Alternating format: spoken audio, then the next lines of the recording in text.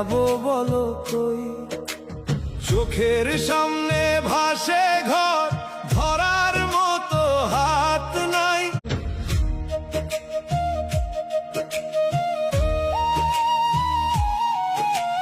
চালের ওপর মানুষগুলো বাঁচার জন্য লড়ে, আপন মানুষ হারিয়ে গেছে এই ডুবে যাওয়া ঘরে।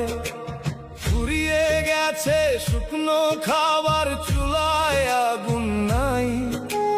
হাসি খুশি দিনগুলো আজ পানির সাথে যায়। চারিদিকে